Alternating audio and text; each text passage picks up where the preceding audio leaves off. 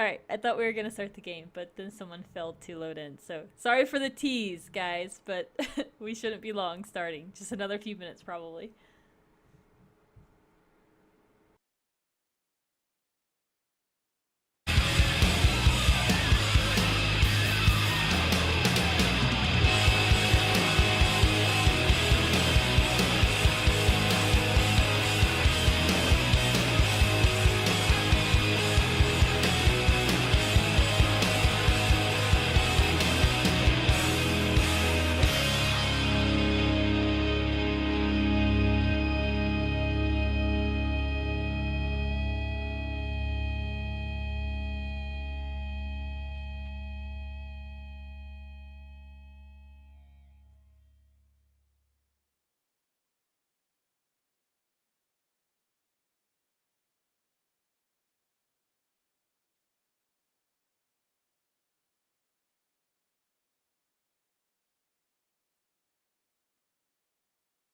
Remember when we danced to Louisiana band the whole night through, and I thought you were never coming back. The needles on the track, you finally came clean, but you got nothing that I need.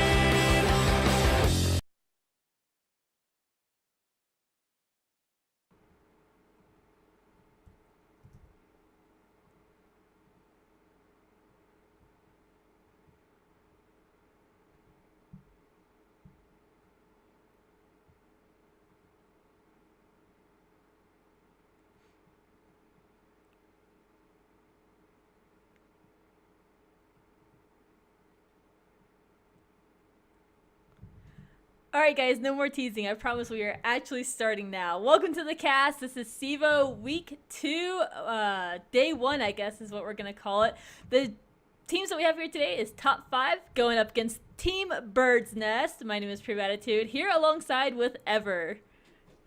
How's it going, guys? It has been a week, and I am excited to cast week 2 as we get settled into some action, especially a team that we even cast 2 years ago with familiar faces, in spite of changing the lineup. Hungry Magikarp coming over from Team Magikarp to Bird's Nest. I don't even know when that happened. Do you? I don't know. It's a very interesting change, though. W4 still with the crew, Big Bad Bird also. I'm not too familiar with the other two players for Bird's Nest, so there might have been a slight shuffle there on top of Hungry also kind of coming over. We've been doing this for 2 years. How does that make you feel? It's exciting, honestly, to see amateur teams and amateur players still in the scene, even after 2 years. It's good to see that there is that stability, at least in the players themselves. Always you're going to have team shuffles happening in the pro scene and the amateur scene, but it's great to see that the players are still in it, and they're still trying to find teams to play on, and they're still trying to get up to a more competitive level. Well, this is my first opportunity to cast top 5. I believe yours as well, unless you have something you're not telling me. Yes, never failing to disappoint. I hope they can live up to the expectations as top 5. It's put up some rather surprising results, even on an international stage. And therefore, let's getting into some of the bands of this draft, as we have Ember Spirit, Nyx Assassin, Invoker, Timbersaw taken away, Bristleback as a result picked up, Visage of note still in the pool with an Alchemist AA pick right away. And I'm rather surprised to see the Alchemist. I still see utility in a spell like Unstable Concoction stunning, but it no longer scales the longer it's in the air. So when he throws that away, it is what it is in terms of damage. It's not going to increase or decrease by how far it goes. Though Acid Spray is still a very useful spell, I just feel like he fits more of a support role than a carry role, and maybe that's what top 5 is going for in this pick. I have to agree. I just don't like him as a carry anymore. While he is a very fast farming carry, I feel like he's a much viable option as a support. I mean, when you have a support that's gaining 100 HP per second in fights, that's insane as a support hero. On top of that, it's really hard to push into Acid Spray when if you have a push lineup, or even if you're just trying to push down high ground or even like a tier 1 tower. That Acid Spray helps to kind of defend and fend off any push that might come through. So I agree with you there. I can't really put up an argument as him being a carry, because I do also like him as a support. We're not going to have the powerful Visage Alchemist combo this game, but Visage is still picked up alongside with that Bristleback. Bristleback, an incredibly hard hero to kill, and if you don't get him out of the fight early enough, he's going to be a force to be reckoned with. Visage again getting picked up, just signaling that we have two very overpowered, it seems to be what the scene is considering overpowered heroes picked up for Bird's Nest. So exciting lineup from them already, with AA kind of coming back into the forefront. The only disappointing side to AA that leaves me to believe that top 5 expected the Bristle pick is the sense that he doesn't have an unreliable stun, but what he does do is he will shut down the health. Man, I'm stumbling over words tonight. Health regeneration of Bristle, therefore making him not as viable of a tank option. But even so, it's very hard to get down through his actual Bristle back, his trademark ability that just allows him to reduce all that incoming damage, and it will also allow them time to stack Quill Spray. Certainly, it's going to be much more limited time in terms of focusing damage in on him when that health regen is shut off, but still not an easy customer to take down. As a result, we see Faceless Void, Mag, Ban away. Bird's Nest still going to need a carry option. As Bristleback, has he traditionally been running the off lane? I know he's been picked up quite a lot, but to be fair, I haven't seen many games where he's been played in, so I'm just honestly guessing off lane. I think offlane as well. I'm honestly not too familiar with him recently in the competitive scene either. But just based on his hero, he's a fairly hard hero to tank down. If you are attacking him from the back, I think he's pretty hard to take down. But otherwise, he doesn't have a great escape mechanism. But I honestly couldn't think of him in any other lane combo unless he went into some type of like tri-lane. But he needs the levels. His skills are also good that I don't think he could really be sustained in a tri-lane. So I think we will probably see him in the off lane. I think these next 2 picks might give us some more insight into that. I just have to go on a rant here for a second that I am so excited that AA has finally made a spot for himself in the competitive scene. And although it took him getting buffed to no end, I'm still excited. And I'm sad at the same time because it took so freaking long for him to get into the scene. He's such a good hero. And he's great at shutting down, mechs. He's great at shutting down someone like a Chin. And he's great at just, if you have him in the game, your ultimate is 40 seconds. So every 40 seconds, you can just fire the ultimate off to whatever lane the carry is farming in and try and stop the carry from getting the farm in that lane. Make him go back to heal, make him, back up thinking he might be getting ganked. He just provides so much utility for a team. I have to agree. I think that he also provides a skill shot element to the game that people can appreciate. Lycan, another customer who's making his way in the scene, gets picked up for top 5 and is able to shut down games rather early once he gets going. That ultimate, being such a short cooldown, allows for a lot of tower push to occur, but more or less, I don't think it's about tower push in this particular lineup, as they have a lot of shutdown CC here. A lot of good follow-ups. They're going to have anything from cold feet into an unstable concoction to line up some AoE acid spray on top of some actual Firefly. There's going to be a lot of AoE at least coming down from top 5 in the sense that it's areas that Bird's Nest is going to need to avoid. They certainly have tanky enough heroes to manage. Visage having the highest natural magic resistance in the game once he gets going with Gravekeeper's Cloak. He is no easy target for support to take down, and neither I would say is Earthshaker. Earthshaker, really, his job is to initiate a fight, and it's okay if he dies after that. The longer he lives, the more effective he certainly becomes, but same goes for almost any support in the game. Realistically, you get a good Echo Slam, you get a decent Fissure to kind of lock things away, and you can die happy knowing that you've given your team a viable option to take a team fight. So Bird's Nest, more or less seeming like they're catering to the team fight, while top 5 has a lot of individual targets that can play into a team fight scenario. Both lineups, this has to be, in my opinion, one of the more even drafts we've casted, with OD getting picked up for that mid lane against the Batrider. And I think that's going to be a relatively even match. You have AA on support with Alk, presumably supporting a Lycan with just an off lane pickup needing to be grabbed by top 5, but things are shaping up rather nice. Last ban coming down is going to be for a Slark, and I believe Bird's Nest just needs a carry, and maybe they're worried about Slark snowballing against their particular lineup, but very effective hero nonetheless to take away.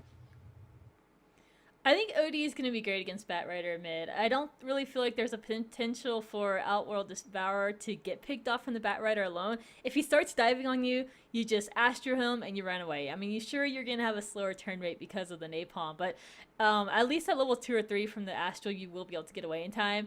The only thing I do fear from the OD is that you're going to have the Alchemist AA ganks coming on through fairly early in the game, and that's going to make him susceptible to Sniper. Oh my gosh, I'm so excited. I actually read an interview from Loda saying that Sniper was such a competitive, viable hero, and I'm excited to see it happening, but where is he going to go? Is this going to be an off-lane sniper, a tri-lane sniper? How are they going to run this? Could they put him mid?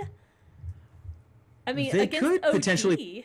They Yeah. could potentially put a sniper mid, but I don't think it's going to happen. I actually think he's going to be the babysat carry with a rotating AA and Alchemist out of it. Um, I imagine maybe aggressive tri lane with the Lycan then would make sense. They could even have the Lycan on support as if Puppy were running it, kind of pulling out of the jungle and allowing the lane to slow down, but at the same time still maintaining a fresh amount of experience. The only downside to that is Lycans have a much harder time jungling, but it's been solved to where you kind of place the aggro off of your wolves and your wolves just deal damage while you tank and you just get more regen as a result. And even as some fallout from that, regen has to be selected on you to kind of get things taken care of. But some counter push coming back in the Death Prophet. In response to what you said about Sniper, to be fair, I think he's one of the hardest carries in the game when he gets going. The fact that he's able to lock someone down at such a long range and the current buff set that he's just received, I think that makes him entirely viable as a carry. The only thing he doesn't have is survivability, but he's almost self-defending with a 40% headshot rate coming out. Anyone he targets who's trying to get to him can get potentially locked down, and the more mobile he is, the more scary the situation becomes. And they certainly have enough lockdown and threat in the Lycan on the front lines that Bird's Nest might just leave him alone long enough to be effective. This is provided he doesn't get picked off. So I really like the pick. See how it pans out getting into game one here. Yeah, I'm very excited for this best game. three. Provage. Oh, I'm sorry. It is a best of 3, guys. I thought I had all the settings right, but apparently I missed one, so I do apologize for that. It is a best of 3, so don't go anywhere after this game. It's just a user error on my end. But let's go ahead with some introductions. On the Radiant side, we have Bird's Nest taking up the role on that Bristleback. He's going to be played by Waffle Devil 1. Mid lane getting played by Hungry Magikarp on the OD. Bottom is going to consist of this dual lane so far. Big Bad Bird on the Earthshaker, as well as W4 on the Death Prophet. And Visage most likely going to be making his way down to that bottom lane now that he has warded the river a little bit. And he's going to be played by Huyin? Hune? I don't know how you want to say this, or 604. I'm not sure. Feel free to correct me if you think he should be called something else. But I guess go ahead with top 5. Oh, I unmuted. I'm silly. I thought I was talking and I wasn't. Hee hee. I figured. Anyways, for Dire Side, top 5, we have Shanks on the Batrider, Tiburon on the Lycan, Symbols on Ancient Apparition. I'm not even gonna bother. He's just Symbols tonight. No on the Alchemist and Fly on the Sniper. Should be, looks like Fly shaping up middle. Off lane is going to be Batrider, which is kind of where we thought things would go, and then therefore the Lycan will get babysat.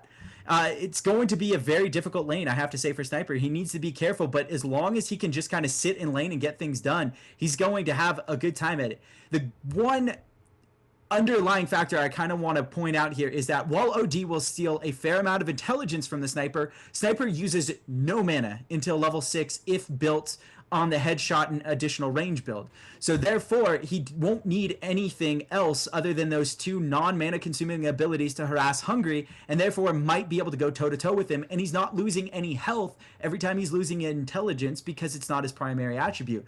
So I think the matchup isn't as mismatched as maybe we're claiming it to be. The only scary portion is if he rotates too far and someone rotates in, we're talking about a very ugly situation and quick. Yeah, I have to agree with you. I think give the Sniper maybe level 4, level 5, he's going to be able to stay back far enough, and I think he's honestly going to be alright for the most part. Until a gank comes on through, he'll have to watch his positioning, but other than that, he should honestly be okay. The hero that I am actually quite worried about on this top lane is going to be Bristleback. That's a scary lane to go up against. Lycan isn't too threatening at the early stages of the game, but AA and Alchemist most definitely are, so they're going to have to be careful, or rather, Bristleback's going to have to be careful not to get picked off too much here. But already in the mid lane, OD's trying to harass the Sniper out of the lane. He's got so high of a base damage that even just the right clicks alone are going to do some damage to take him out of that lane.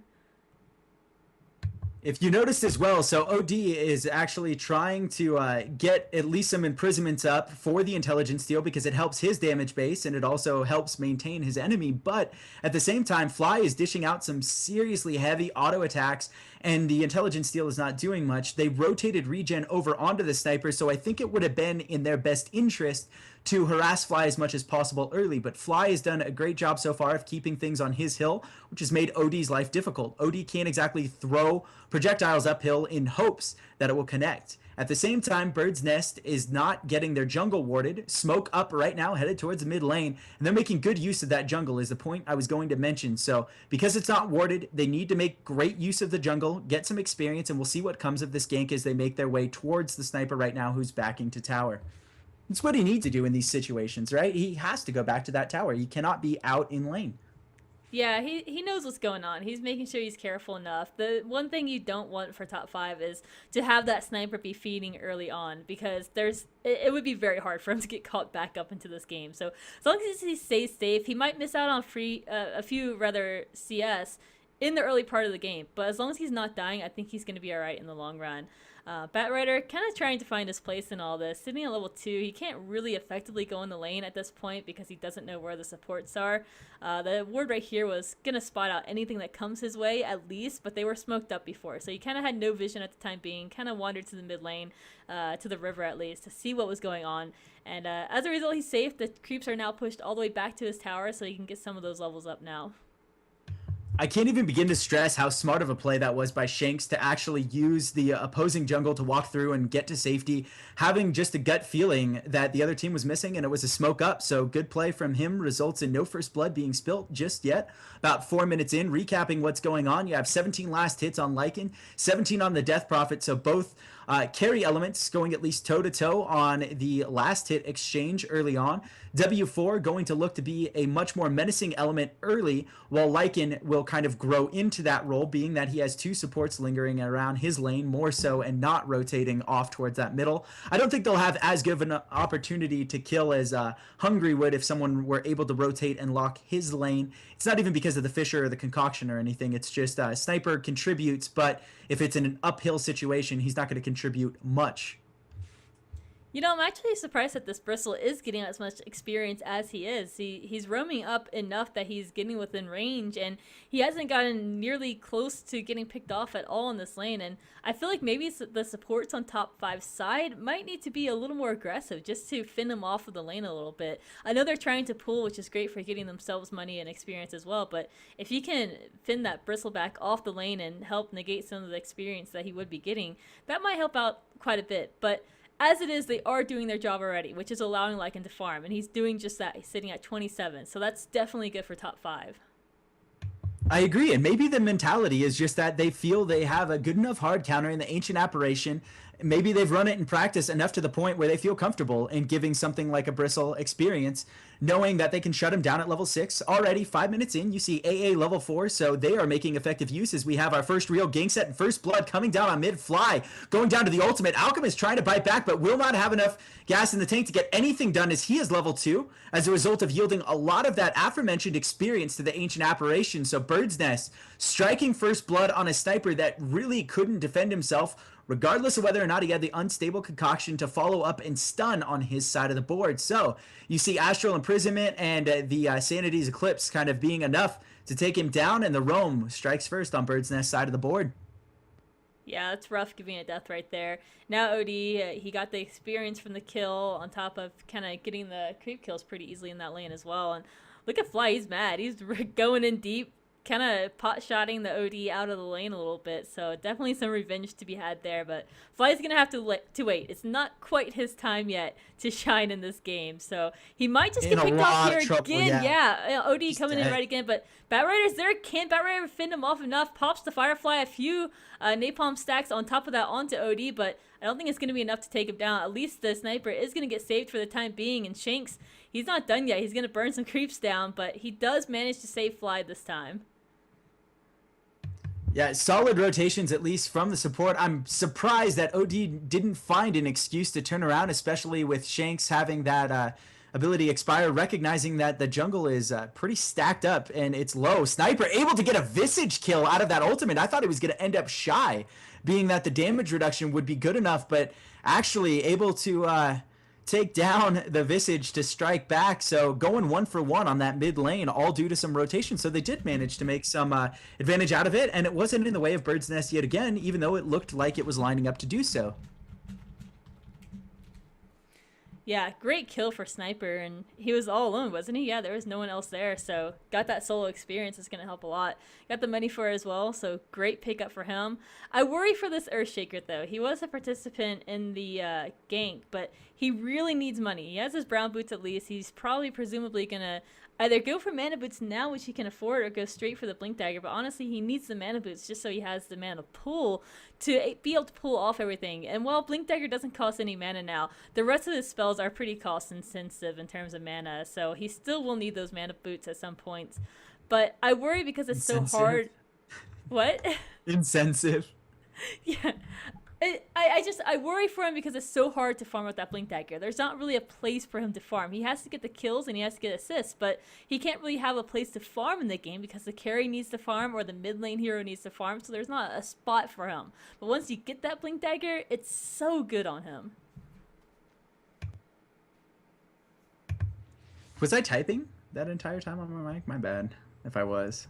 Nope, this mic is okay, good. I don't know why it's like trolling me. It's like half blinking. I'm muted. I'm not. Apparently in-game sounds are kind of low. If you want to jet those up just a little bit, at least for viewing pleasure. Yeah. So what happened is it routed through my mic, so there's actually no in-game sounds at all. And I'm not sure why that happened because it was on when I was in the lobby, and then it just stopped working when I hopped in the game. So I'm gonna have to try and fix that. I don't know. It could be a sound configuration of at least where it's going through. As long as you set it so your microphone isn't the Yeti, you should be fine. Like, you can have it just be your older mic if you still have your headset on. So like in the sound settings, the sound device.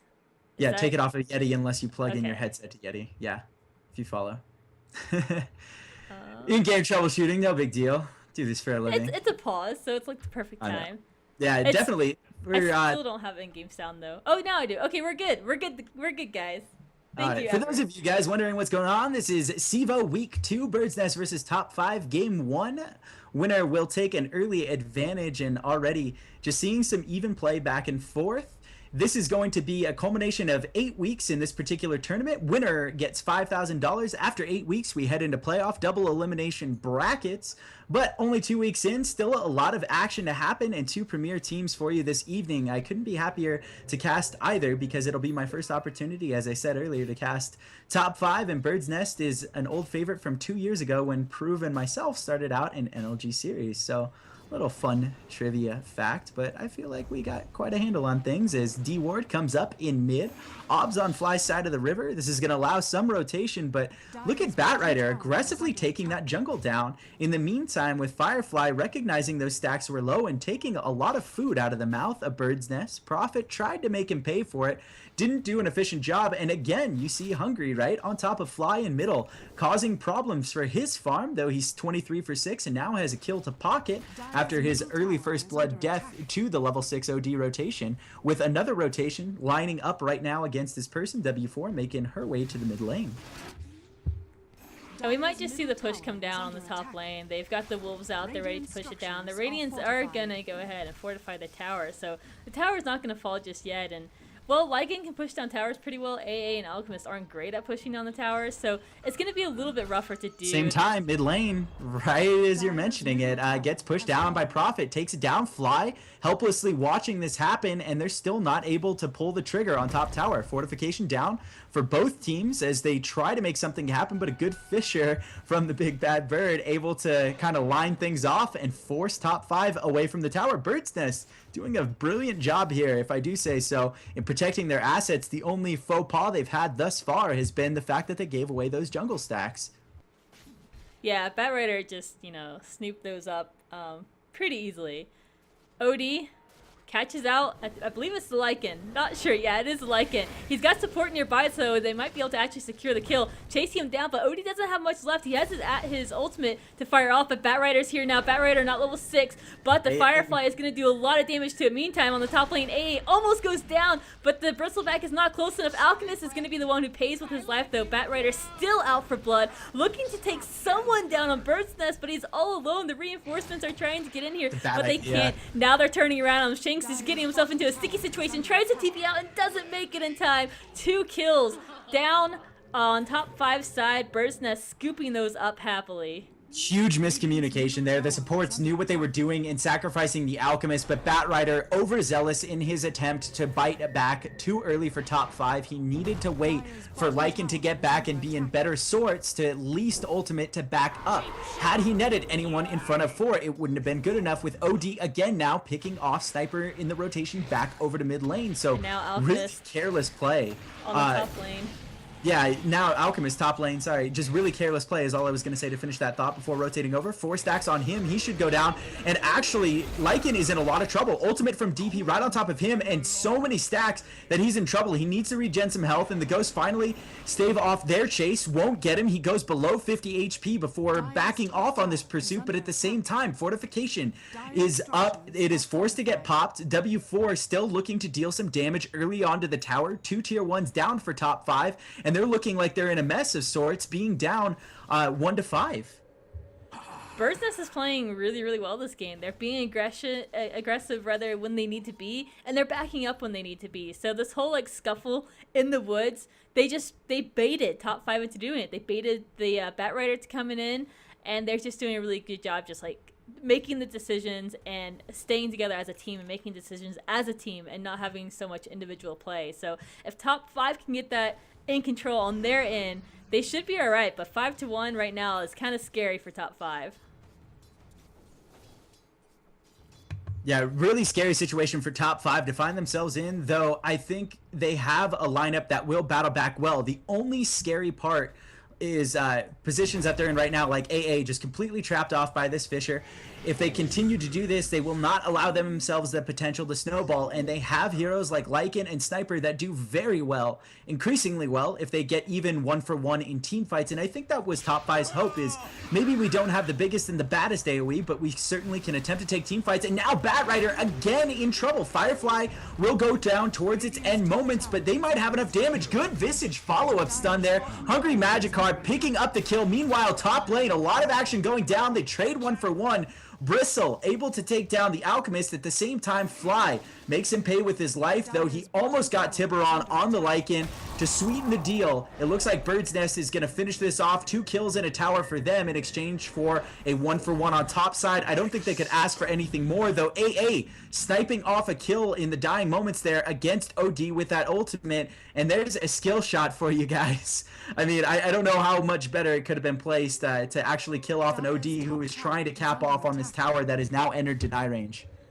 Yeah, that was a pretty good snipe from AA. He tried to save himself with the Astral Imprisonment, but it just didn't work out for him. He was too low of HP, sitting at about 89 after the damage had hit, so there was really no way out for him. AA wants to deny this tower, sees the Visage Familiars might just be nearby, so he's kind of scared to do so. He might just hang on to that deny for just a little while longer. Snipers, he's trying to find farm wherever he can possible. He's sitting at 46 CS right now, but in terms of the total net worth, he's 4th down, so it's going to be kind of rough, but luckily for him, he's not that far down, so he's not too far behind. Top lane, though, looks like we're going to have another confrontation. Rightfully so, though. Top 5 is backing up. They know they can't fight this just yet. They need to get that Batrider farmed up to the Blink Dagger, because that's a lot of initiation from top 5 that they're lacking right now.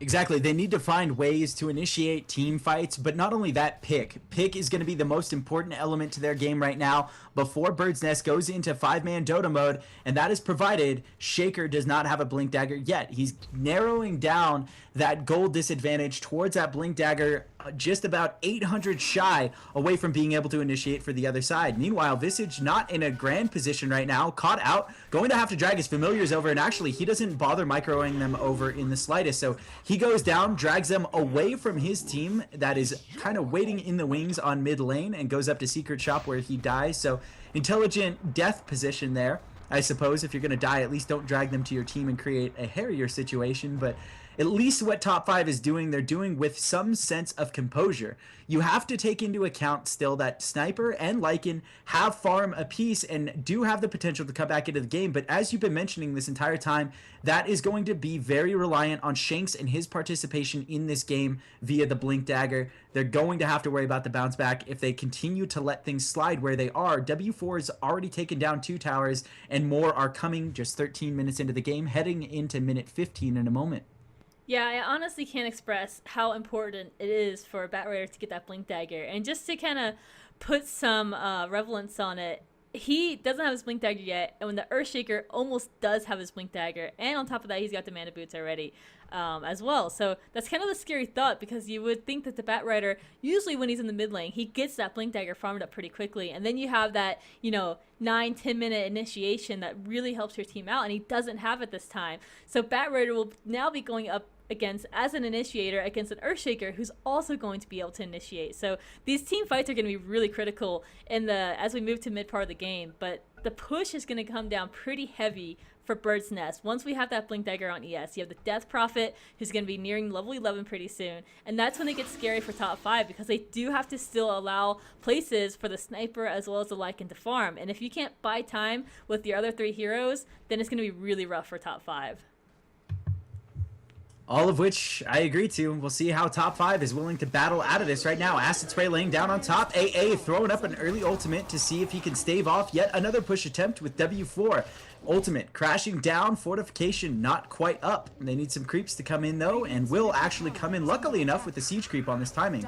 So Fly is going to try and follow that up, get some AoE down on these creeps, is able to get at least 1 auto in there, and he's actually going a Midas build, which at this stage I disagree with. I think he needed to go more of a man fight build, maybe something like a Yasha to at least increase mobility, give him the opportunity to deal as many right clicks as he can, but instead he will have more right clicks, just not in a very powerful fashion, therefore lacking some damage early on, and they will have to make even more concessions.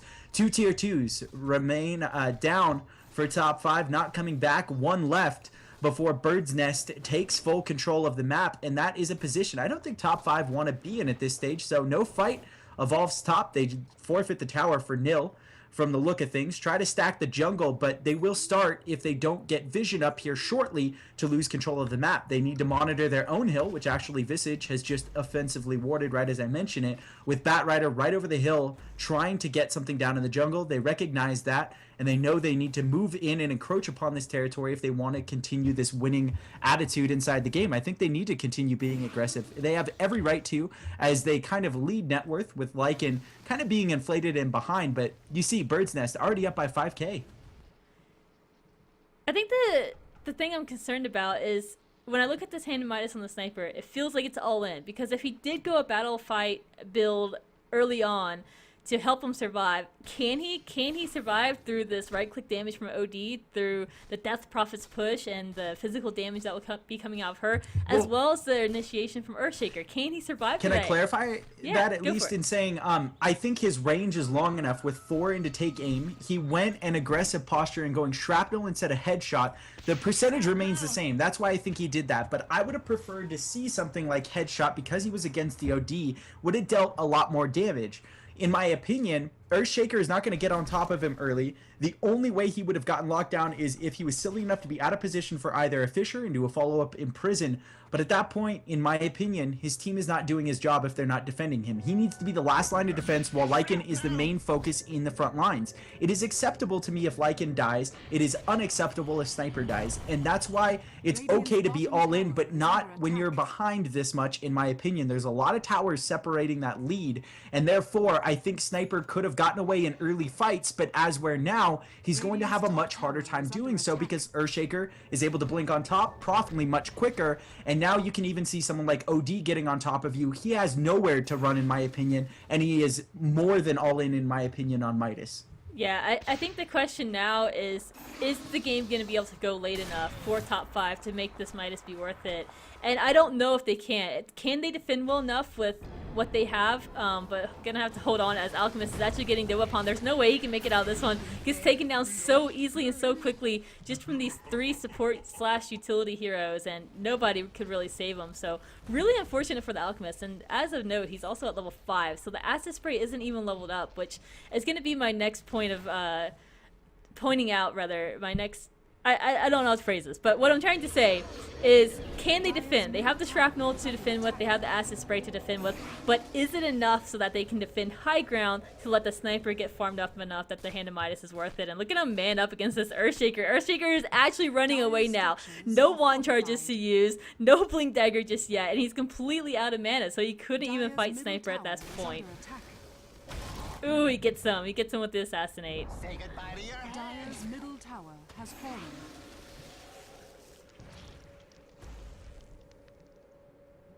Ever, I think your mic might be off again.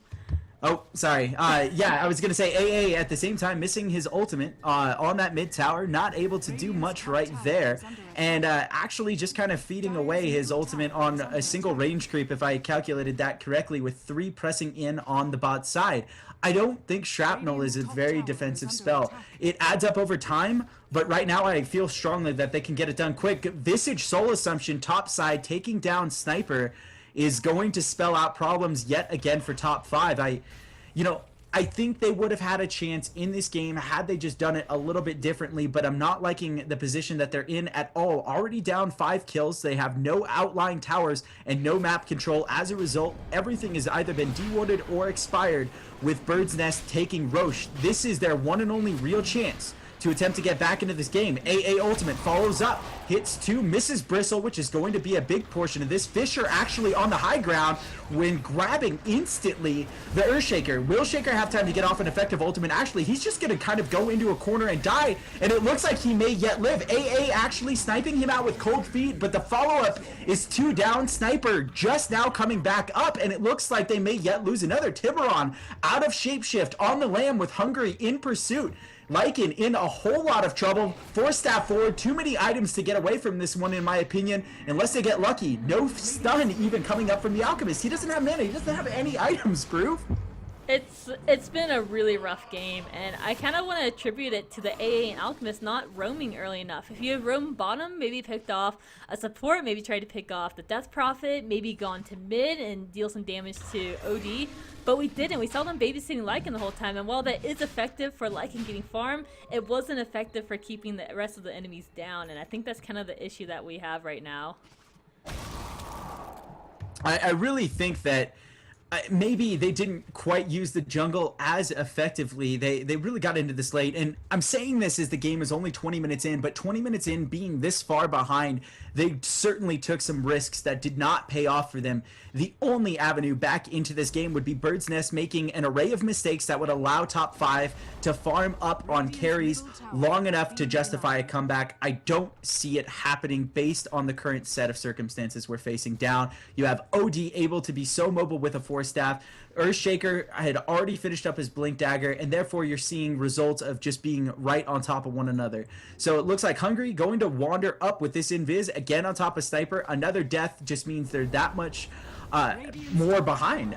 There's no way out of it. Sanity's Eclipse not able to take him down, but he's got to be at next to nothing right now. Fly going down 1 hit after that. AA ultimate will not even connect. It was lined up appropriately, but good 4 staff forward lets him know it's coming, and is able to get away cleanly. So not that it would have done much anyways had it connected. Him being at full health and Fly not having a chance to respond, being in Astral Imprisonment, and therefore I don't see an avenue for top 5 at all back into the game the way Bird's Nest is currently playing. This is the downfalls of picking a sniper, is that he's a great carry hero, he has great damage potential, but he lacks any form of escape. You have Nakes who can infest or rage, you have AM who has a 5-second blink, all these other carries, they have so many options for evading ganks, but Sniper, he has none of that. He has to rely solely on just map awareness. And so when you have one hero from an enemy team who can shut down your carry all by himself, that speaks wonders for how far behind your carry is at this point. So we've got to see some big movements out of Fly and some big farm come through. And right now, it's just not there. But if top 5 can survive long enough, they'll be all right. Lycan's doing decently. He does have the Necro Book at level 2 right now, soon to be level 3 as he's sitting at about 700 gold. But is there going to be enough time for top 5 to get to that point? And I I don't just think know it's if a there big is. if. I mean, Tiburon would have to get it through kills. He already has a decent build going Necro. He can potentially push all by his lonesome if he is a last man standing situation where he's allowed to just push a lane straight on, can easily throw up a barracks himself. But I think it's just too far behind. It's too late. Roche sitting at full health now. After that challenge earlier, which resulted in top 5, taking 2 deaths with Sniper already down. Smoke up, though, as they walk by that pit, are going to catch Batrider out. Can they find any more? So Batrider blinking away to safety. Last second blink there, but at the same time, Sniper ports to safety, not able to get spotted out by OD, who is, I believe, just behind the tree line to his set of vision and unable to throw up and interrupt. To not get that off, but looked like a very good beginning for Bird's Nest there to take the base. Had they gotten that pick off, it surely would have been a barracks. Yeah, it would have been really scary for top 5. I like the early gem pickup on Visage. So not only do they have complete map control, top 5 is also going to have no map vision at all. And that makes it really scary for Sniper. He's not going to be able to safely farm anywhere. And that's Bird's Nest plan. They get complete map control. They then have the opportunity to do Roshan. They can keep getting farm on their 2 core heroes. It just gives them so many options picking up that gem. While it is expensive at 850, it's definitely worth it in this case. We'll see what Lycan ends up going right after. He's just finished up his Necro 3. At the same time, Earthshaker looking like he's moving more towards an actual Ags. As a result, you'll see OD trying to pick up a Sheepstick here shortly, just about 875 shy. AA ultimate to spot out what's going on, connects on 3. Really good connection there to Bristle more than anything. Necro 3 moves into the vicinity. Roche extremely low is going to fall in the process, and they're just going to have to let this go, as well as the Roche creeps. Necro creeps. I don't know if that was good of them to do. Let's see who it actually hits out, and it ends up sniping DP. Unfortunately, the ultimate was just enough there, but Tiburon gets himself in a spot of trouble. Tries to take down Waffle. Waffle on the lamb here, as well as Hungry. Hungry able to throw up Sanity's clips last second to save his own life. Does not have the Aegis, but goes down to AA's cold feet. Same time, they forfeit a gem and 3 heroes. Bird Nest in a lot of trouble. About to lose another. Fly now on the high ground as things heat up. 4 down with only Bristle able to escape. What a real mess of things that one made. I cannot even... I just can't. That AA ultimate was so pivotal. I can't even believe that Lycan was able to kind of go back in. Although he died to Sanity's clips, he dealt enough damage to push off Bristle, and that was just open season for the rest of top 5 to get in there and do as they wished, or do as they pleased, I suppose. What a fight for top 5. Batrider jumps in, stole the Aegis. He died immediately, but it didn't even matter. He stole the Aegis and denied it from someone like an OD or a Death Prophet. They had no option of picking that up, and if they had that Aegis on the OD, I think things would have been very different for that fight, but Batrider scooped in and took it from him and killed 4, almost killed 5. The Bristleback was, what, 100 HP or so? So he almost died on top of that. So a really good team fight for top 5. And they lost the gem, which is actually getting pinged out now. Not sure where it is. But yeah, the gem is down. So that was exactly what top 5 needed to do. Maybe they could have done with a little less casualties on their side, but considering how far behind they are, that was really, really good for them. And I gotta look at the gold graphs now, since that fight was pretty big, a pretty big ordeal. So 45k to 34k, they're still at a disadvantage, but trying to make some means up. 46k and 36k in terms of the experience, so still holding out, still kicking. Might just engage Bird's Nest in the woods here if they can spot out either the Death Prophet or the Bristleback. They do see the Death Prophet running away via this ward here, but they can't really jump on him just yet. Actually, they're going to try. Batrider jumps in with the Blink Dagger, pulls him back, but not far enough. A-ult is not going to connect. This Assassinate will, but it's not enough damage, and now they have to back off from this fight as the reinforcements arrive from Bird's Nest. Decent follow-up there from top 5, trying to make something happen, but Bird's Nest kind of slipping away from a decent opportunity that yet again would have put top 5 in a position to at least start the comeback of this game. Really, it's going to boil down to, will this Alchemist just ever be able to live in a team fight long enough to be a relevant force? If not, he's going to have to rely I mean, the burden just becomes that much heavier on Sniper and Lycan to get things done, and maybe that's all that matters with Batrider playing at least as well as he's playing now.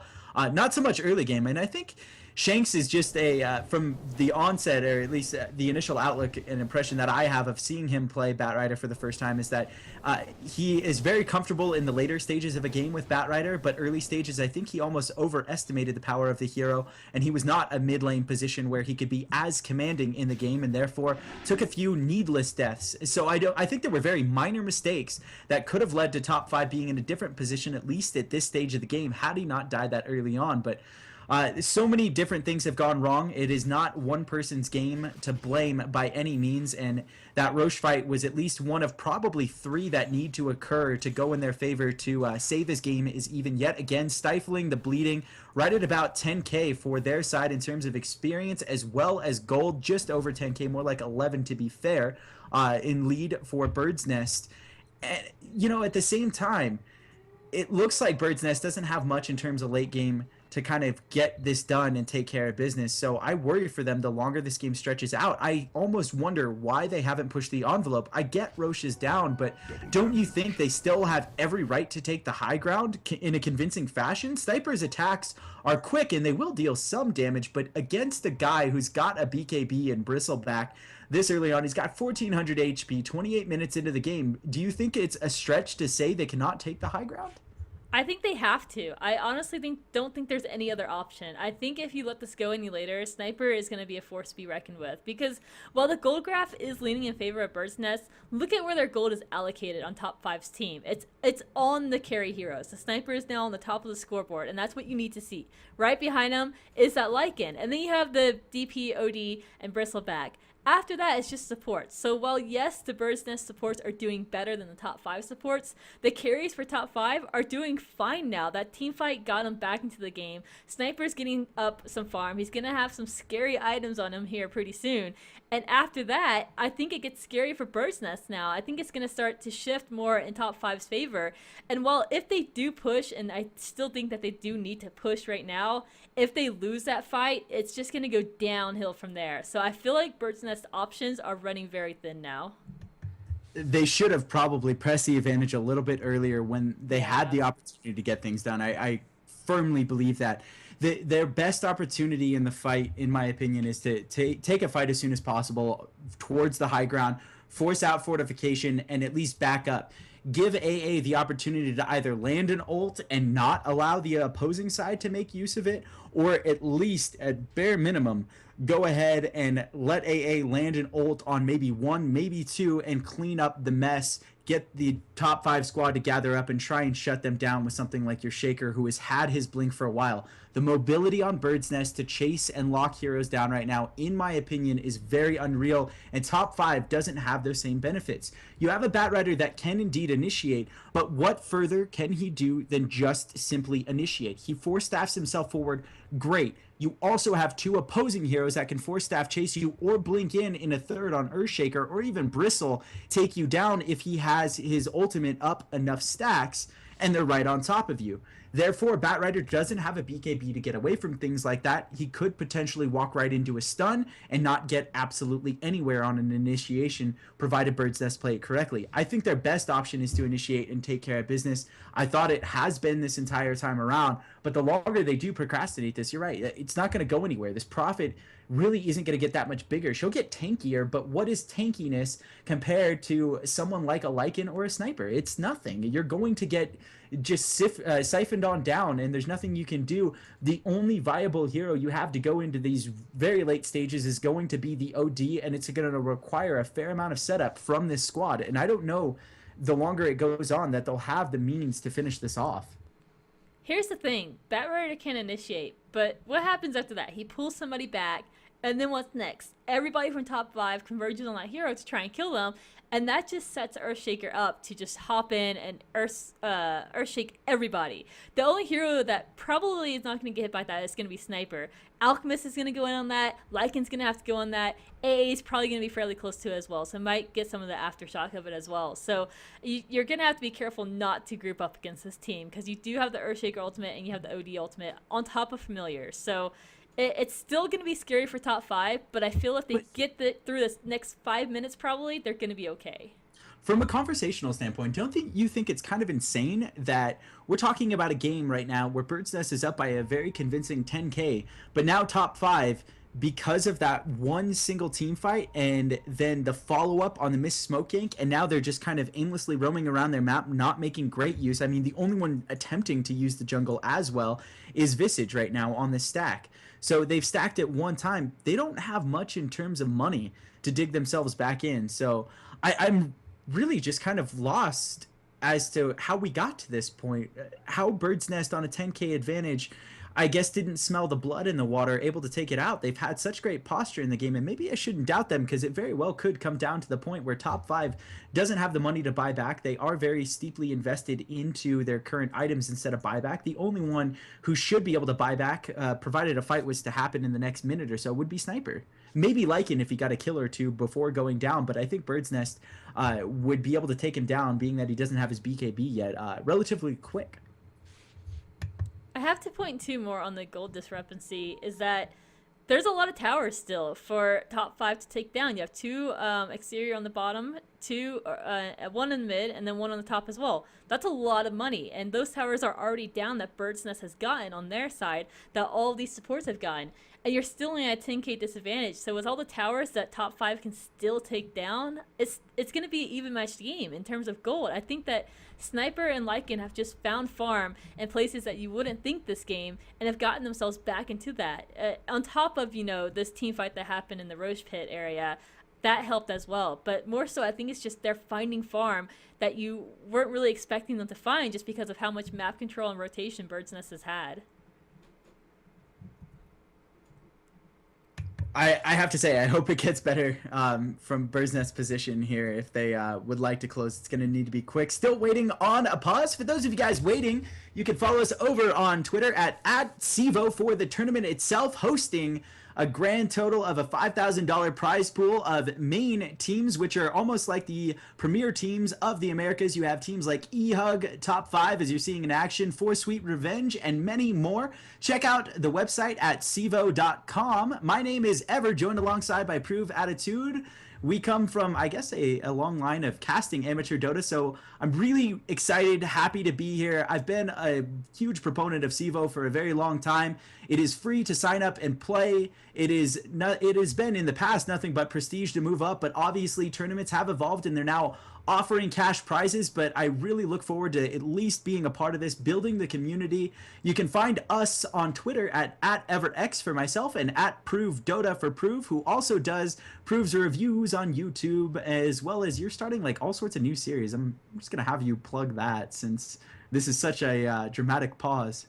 Yeah, I feel bad, honestly, because I haven't gotten a video out in about a month and a half, and I feel bad for that, but I've kind of been trying to get the casting role kind of going back again, and making sure that I can cast well enough to be on screen, because there's nothing worse than being completely unprepared for a cast and casting to a couple hundred people. That's a terrifying feeling. So I was trying to kind of get ready for these, past few weeks, trying to prepare for CEVO and stuff, and kind of get used to the teams as well. But yeah, I do have two series right now on my YouTube channel. One is called The Dota Difference, and that's kind of a video series to help players transition from Dota 1 to Dota 2. So trying to get those players who are kind of scared to transition from the, Dota that they know and the mechanics that they know. Can I interrupt for, okay. For those of you guys saying like the Dota Difference is just about that, I would probably disagree. I learned so much even off of your Dota Difference videos that actually are just unique gameplay points that you've pointed out of differences between the two games. And it's some things, mechanic wise, you would never know. There's things like Juggernaut actually using his ultimate versus an LS, and when the damage registers, how it registers. There's a lot of interesting mechanics. So I think it's more even than just that. So I'm at least going to point that. It's phenomenal really cool for those reasons. So, okay, beginners and experts alike can even learn the little things that are very important to me. I guess that's how it started, but I will agree with you, because I would make these differences and then I would be like, wow, I didn't know this about Dota 2, so it's pretty cool. While it is different from Dota 1, it's also cool to see how the mechanics work in Dota 2. And I get that comment a lot on my YouTube channel as well, that it's not just about the differences, it's about like kind of the bigger mechanics that happen in Dota 2. So it's pretty cool. The other series is called The History of Dota, which I haven't produced this video for it yet. I did make one, and then my husband kind of watched it, I guess, and had some suggestions for changes. So it's still kind of in the works, but hopefully it will be out soon. But it's going to kind of go through the patches of each hero and show how they changed over the patches that Dota has seen and stuff like that. So I'm very excited for that series. I'm just trying to still kind of get the flow of how I want to do it, because my Dota difference videos, they're very, I guess they're like professional and they're to the point. There's not really too much opinion in it. It's kind of just like all facts. And I feel like the history of Dota is going to be a little bit different. So it's something that I have to get used to, and it's not really something that I am used to quite yet, but it will be out soon, and I think this game is about to resume, thankfully. Sorry for the wait, guys. Yeah, definitely. I'm running out of things to talk about at this point, and that's I'm hard pressed rare to do for that. you, Ever. Yeah, exactly. That's why I cast with you, because I'm like, if there's a 30-minute pause, it's going to be all right, because I know Ever will just talk everybody's ear off. It's gonna be He's fine. just going to interject his opinion. Whether or not anyone wants it is completely irrelevant. And then he's going to try and be all logical and spell it out, but no one cares. No, everybody cares. Don't put yourself down. It's All all right, right. this game's back underway, so we're good anyways. And we're just going to have to see what happens. It's going to be really exciting. Roshan still has yet to spawn, got a few more minutes in that regard, and we could just see a really critical Roshan fight to determine this game, Ever. Definitely. I think it comes down to where the next fight is occurring and how it's kind of picked. It could be very anticlimactic in the fact that top 5 could potentially get picked off, and they definitely don't have enough money to buy back if that happens, except for if you happen to be the lucky sniper right now who's sitting on a lot of farm. But in exchange for sitting on that plethora of gold, you got to talk about the fact that he's missing out on items, while counterparts like even Visage has Ags and 3 familiars up in the area, spotting out a Batrider who's fire flying around the jungle side. Top 5 trying to better make use of their jungle, and that's something they need to do right now if they want to get back in on this money game. Sniper actually seeing the familiars pass on by, takes down 1, almost 2 right there. Really good gold jolt there for him. May warrant spending of at least some of his money, and he actually did. So he will not sit on buyback. Instead, he goes into Mjolnir. He has crystals, should eventually form into a Daedalus, but I don't imagine before he at least has another damage item to his name to make it worth all the while. I think Daedalus is a great item, but maybe not until he has something to the effect of BKB, even Butterfly for sustainability in terms of evading some of these hits. Though I don't know in this particular lineup if Butterfly would be the correct choice. Although it provides evasion, there's not really much except for magic damage hitting him. The OD will hit rather hard. What do you imagine him getting? I mean, he's going to get picked off right here. AA trying to follow up with an ultimate. Ooh, barely misses the connection there to Earthshaker, who blinks away intelligently, but that's another huge death. In terms of his items, though, I think this will be fine, and that's rather pointless death for him to take, but it shouldn't impact him too much. But what do you think he should build in terms of him not actually getting Butterfly? Maybe Manta? With Alchemist. God, Alchemist is going to get picked in mid. What is this, guys? This is Ooh. not good for top 5. As Yeah, for Sniper's items, he's already gone so deep into Glass Cannon. I feel like he should just keep going on that route. I think he's not going to do well tanking up enough. I think he just needs to sit in the back, have massive amounts of damage. So obviously next is going to be the Brides I've finished up. After that, I'm not too sure. Yeah, you could go for a Butterfly, but I agree with you that it's not going to really help them too much. First? Yeah, he's got decent enough damage at this point that I think it would be alright. He has the attack speed on top of that. But I don't know. What else could he get? I don't know. I guess we'll get down into this. Is W4 pops the ultimate. Fortification has been expent. They're going to try and follow it up. Top 5 finally in a position to contest. Will force Bird's Nest to back off. If this ultimate expires, it is not a position for them, in my opinion, to take the fight. And realistically, I think they need to just back off of this one. So W4 finishes up instead his Heart of Tarask.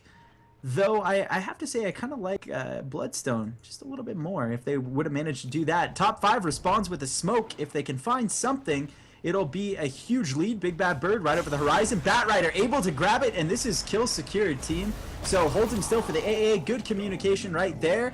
And kill plus a tower looks to be coming up in way of top 5, and that's exactly what they needed after they just lost the Alchemist, who had relatively inexpensive buyback, and a Sniper who was sitting on cooldown for almost a little over a minute there. Yeah, that was a decent gank out of them. I mean, it wasn't superb, but I guess at this point you can take what you can get, and an Earthshaker by all means isn't that bad. It gives you the means to continue with this push because you now don't have that Earthshaker initiation out of Bird's Nest. So we could easily see this tier 2 go down, but we're going to have everybody here, and it looks like they are just going to opt to go ahead and back up. Maybe checking Roche to see if he's back yet, and they're just going to be shy by a little bit in terms of him respawning. So that gank didn't make too much of a movement for top 5, but they got a tower out of it and they got a kill out of it, and they didn't lose anybody. So it's still a win for them. I have to agree. There's no looming threat of that AoE, but even still, top 5 needs to not be in the business of taking risks right now, and therefore they kind of end up backing off into a more defensive posture. The more map they can take control of, again, the better it is for them. It's going to also need to come in the form of towers eventually, so they need another set of picks, hopefully 2 this next time. If not, a Roche fight is looming here shortly.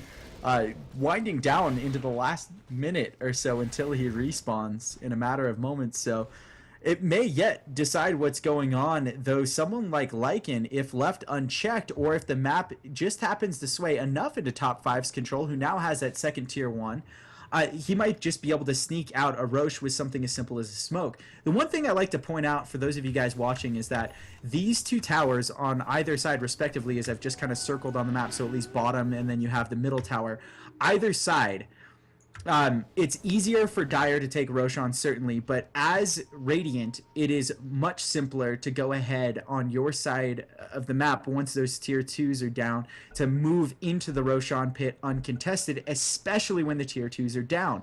The only issue that they have is maintaining the high ground, which top 5 made them pay for the last time with Batrider able to snipe out the Aegis. There's 2 different points of high ground that you can take in the secret shop as well as above the Roche pit that cause you issues. If you cannot control those 2 points, you do risk Aegis getting sniped yet again. Though I think we're at a stage in the game that it's easy to say you can take Roshan quicker than your opponent can respond. It's going to come down to getting a pick and deciding whether or not you push. And yes, if we have taken down the correct heroes that will, not inhibit our forward movement, we push. If we have not taken down someone like Sniper and Lycan at the same time, then we do not push. We instead cash in on a Roshan, such as it's the difference of picking off Sniper or Lycan in exchange for a Batrider. If you pick off Batrider, chances are you're going to be taking Roche. If you pick off Sniper or Lycan, chances are you're going to be going towards the high ground because that's a huge damage element, therefore missing. Top 5 smoke up, getting back to the game. Another 5-on-5 coming as Roshan is up, and I'll let you take this one, Proof. I like this. You don't expect enemy to come from that way. Instantly singling out the OD. He gets picked off before this fight can even start for him, and now this is going to be Bird's Nest on the back foot. Everybody's starting to fall now. Buyback's already under tow for them. They have to get back. They cannot afford to give Roshan away in this point. Everybody else scattered, so you did only lose the OD and the Visage at that point, but they both did buy back, and that's going to hurt Bird's Nest in terms of gold. They're going to try and take this Roshan. All the ultimates are down from top 5, so they might just be able to do this ever. Can they initiate? I don't know. I don't think top 5 I think that they can fight. I absolutely think they can fight. I think they're just waiting on Lycan for another 30 seconds here, but I think that might be the wrong decision. They may yet go for another Aegis snipe. Batrider already Firefly on the high ground. Bird's Nest, recognizing that fact, will actually take the opportunity to lose Bristleback instead of gain any sort of advantage. This pushes them back even further. That was their frontline element. Visage opts into actually regenning, but look at Lycan just kind of casually walk in 6 seconds away from his ultimate, grabbing an Aegis for his team. So really well played. Visage not able to get those familiars up in time as a result to at least kill the Aegis, and therefore advantage is now in top 5's court, with Bird's Nest struggling to come up with a set of answers that make sense for them in terms of finishing the game. Their only real option here is to be able to take the high ground. And now it's even arguable, should they have forced that high ground when they had the Prophet ultimate up? You have a tier 3 tower sitting at about 100 HP. Would you have just rolled the dice there, or would you have been able to, I guess, not anticipate a fight like that happening around the Roche pit? You certainly have to consider that in the realm of possibility when you're in Bird's Nest position, that the other team is 100%. They're going to contest Roshan. If it's a team as good as top 5, you're definitely going to linger around that Roshan pit. I think they should have been anticipating that logically from all angles. Yeah, I think they might have been, but I don't think they expected them to take such an awkward stance and an awkward line of fire. But they went all the way around the river.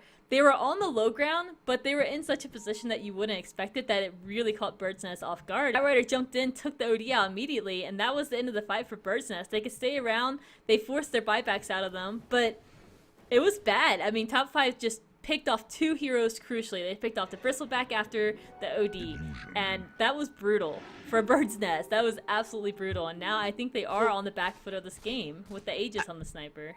I definitely agree. Aegis on the sniper is huge, but at the same time, I don't think I expected OD to get splatted like that. And maybe I'm being a little bit unfair from a spectator standpoint in saying, well, you know that Earthshaker already got ganked by a smoke there earlier. If it works and it's not broken, you know, don't try to fix it. So they were going to do the same thing. I guess I could be somewhat critical in saying they may have expected top 5 from that angle because they had already smoked to kill the Earthshaker just moments prior after that whole exchange again had occurred. So that's what kind of got top 5 back in. Earthshaker going in, ultimate on 3. Tiburon able to get his ult off.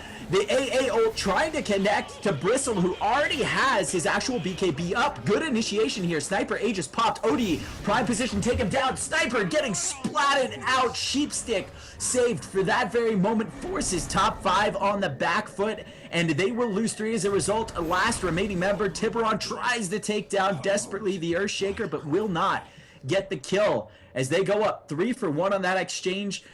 Just astounding play out of Bristleback. Wolfle doing his job there. Exactly what he needed to do. Avoid the AA ult, get in there, soak up as much damage as you can. As a result, able to lock Sniper into place. Now force a buyback. If they can make him pay for this buyback, it will all be worth the while, and Bird's Nest may yet be able to close with Alchemist now coming back up. Still 38 seconds away from Lycan at minimum. They should be able to secure a tier 3 tower with the Visage familiars, but looks like Fly doesn't want to let that happen. And really, don't you agree that this guy is kind of, at the same time, Bird's Nest just makes a huge play. He buys back, and the little things he does matter so flippin' much. Like manning up against that ES top, doing just all sorts of weird positioning things to keep his team in the game. He's always in the right spot, except for when he's getting picked off.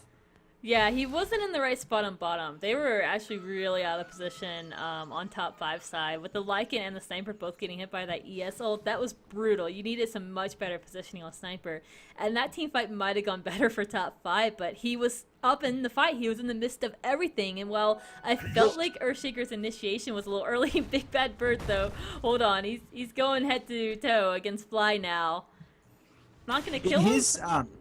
Ooh, good blink. Yeah, really good. In his defense, what I'll say is I think he anticipated Lycan to be on top of the tower. They thought they were going to secure that tower before anyone had gotten to them, in my opinion. AAA Snipe will actually misconnect to the creep wave instead.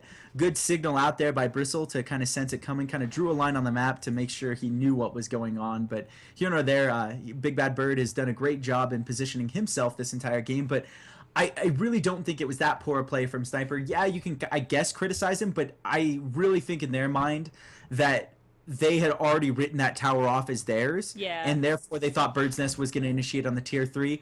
Bird's Nest surprised them. Big Bad Bird made a huge play, in my opinion. I think Big Bad Bird surprised everybody in the whole game. I don't think his team was ready for it because when he jumped in, they started backing up. So I don't think the communication was there. And it's kind of like an Enigma initiation as well. You know, he just jumps in when nobody's ready. And it's the same with anybody like that who has an initiation AoE ultimate like that. You have to take the opportunity when it comes to you. And that was the opportunity for the Earthshaker to jump in. Unfortunately, his team wasn't ready, but fortunately, it didn't matter because they still secured 3 kills out of that, 2 of them being the main carries for top 5. So it was a really good win, any which way you spin it. Let's just see a Divine on top on Sniper. That's what I want to see. It would probably top off the game. And yes, I do a lot. If you guys haven't noticed, we had like a 20-minute pause that I could theory craft, and I loved it. But minus the fact that this game is going to run a really long time, I shouldn't ramble so much the next game. It will be more action-packed. So we get into the game now. Fortification expend immediately. Laying down some damage is Sniper right on top of Bristle, not allowing them some forward momentum into base. They do manage to take down the tier 3 that has been in deny range all the while, but no ability to capitalize and continue so. DP Ultimate should have to settle for that. We'll see if Bird's Nest decide to follow up. Still wiping out the creep wave. Familiars moving in, seeing if they can potentially get something, but Sniper obliterating them immediately, coupled with the Necro 3 creeps of Lycan. So really good job to maintain a lot of money. So 300G in the way of top 5 right there. They're going to see if they can pick up 4. W4 trying to get on top. Shanks just moments behind, as well as an additional out of that OD. 4 staffs himself forward to try and grab before the port, but is a second behind either port to make anything happen. Visage might have been the next target, but Big Bad Bird yet again in a good position to save his teammate. Bad Rider's still in the hunt. If he has the Blink Dagger and the Force Staff, he might be able to secure this kill on Earthshaker, but Blink Dagger is now back on Earthshaker as well. He's trying to cut him off, but has to call it off, unfortunately. He was so close to getting at least 3 heroes on Bird's Nest side, but everybody just barely slipped through. Fortunately for them, top 5 is going to go ahead and try and push down this tier 2 tower, but all of Bird's Nest is ready, and this could be very scary for top 5, but they're going to go on through and try and do it. They have the BKB on the Sniper now as well, so at least that's going to help negate the damage that OD can be doing, and OD's going to try and get in there. Already Astral Imprison's out the Lycan. They're going to try and save him at this point, but it's going to be risky to do so. Pops the BKB immediately. Shanks in there on top of it. He tries to lasso somebody, manages to do so. OD running for his life. It's very scary for him. He does not make it through. Earthshaker goes down. Visage is out of the fight as well. Shanks lives to see another day. And now Bristleback Brother trying to live Christ, by Sniper. all costs, and it's not going to matter. Sniper is so brutal at this point, just pow-powing everything. And I think that's it. 5. The tables have turned against Bird's Nest. They didn't close this game out in time, and I'm going to say that this is going to be game right here. They do even have a potential to throne. Taking a look over at buybacks, the only important portion of this game. They need to be expend. W4 recognizes that. Same with Wolfle.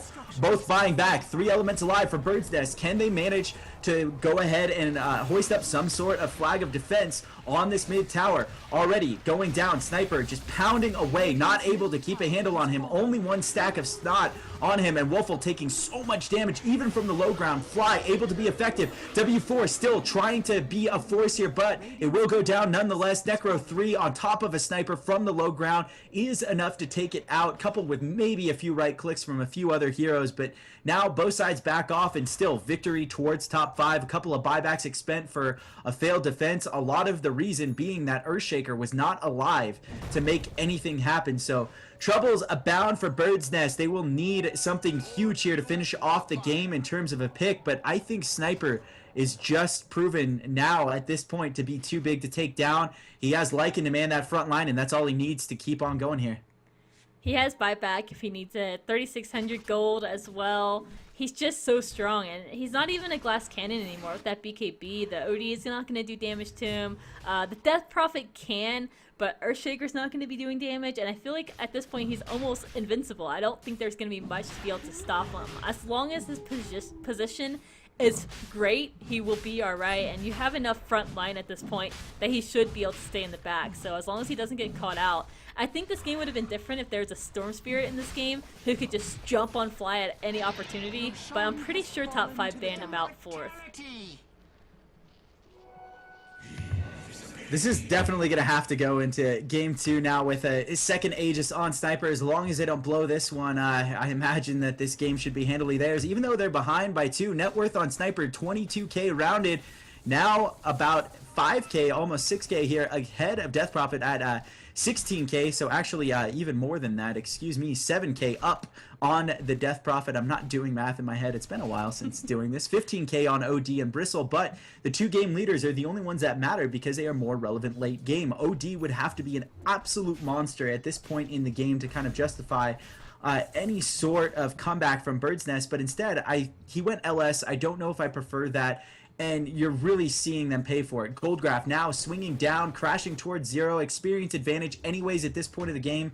About 40 minutes when you have heroes getting upwards of level 20. You're talking about experience going to level off no matter what you do. All sides should get experience, but another one to mention is the fact that there's a lot of jaded comeback experience still to be had in Alchemist. I mean, the guy's level 13, 47 minutes into the game. He's just taken a wallop this entire game, and it has been on Lycan and Sniper bailing him out the entire game, unfortunately for him.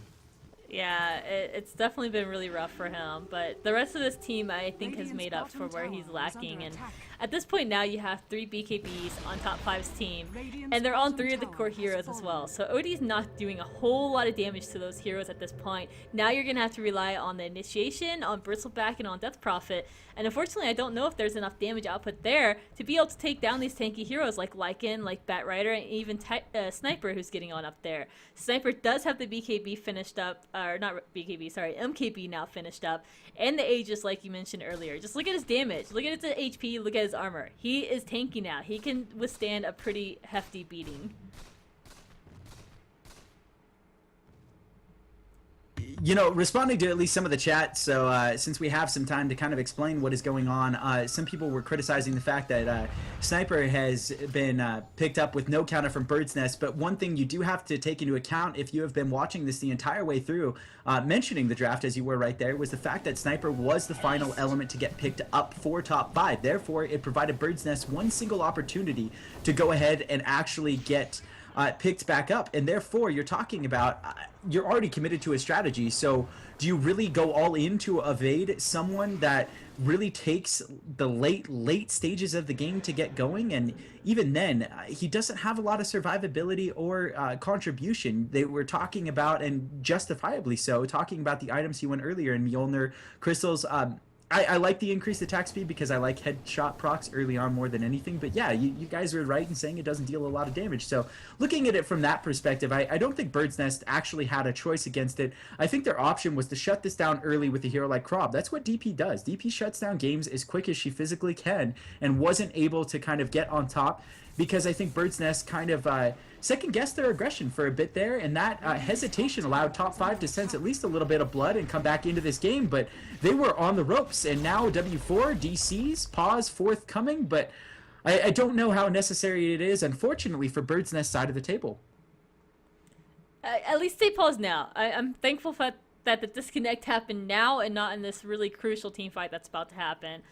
Because that would have been really brutal for Bird's Nest. So it is a good thing that it happened now. And in terms of the Mjolnir, I like it. I agree that it's not great for DPS, but it's an AoE. And when you're looking at Bird's Nest and they're pushing down towers, that AoE is kind of nice to have on your team. So early on as an item, I think it's good. Later on, it does fall off.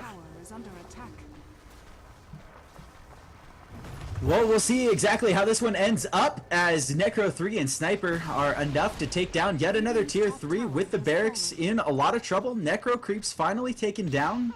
Looks like Bird's Nest is trying to find an excuse to initiate with the Big Bad Bird in a decent enough position to get things started. Good Fisher there by Big Bad Bird, not even needing to follow up. Fly in a lot of trouble, does have the Aegis, will go down, Aegis will be expend. Solid ultimate right on top of 4, but BKB was already active on Lycan, therefore man fight between him and OD results in both of them dying. Sniper back up, needs to get away. Visage Familiars tearing on through, will it matter? The Rax is already so low, he's able to get it, doesn't stun in time, it won't matter. 4 down, OD buyback, too late, doesn't really matter. Rax is away, 2 Rax for top 5, and an even set almost of trades here. If Alchemist goes down for Bird's Nest, we may yet go 5 for 5 with buybacks abound. You see Fly already back in the fray, had Boots of Travel off of that exchange, and therefore puts down OD before he has a chance to follow up on Alchemist. And I imagine at this stage with that OD buyback, GG should very well be called, but this is only game 1, guys.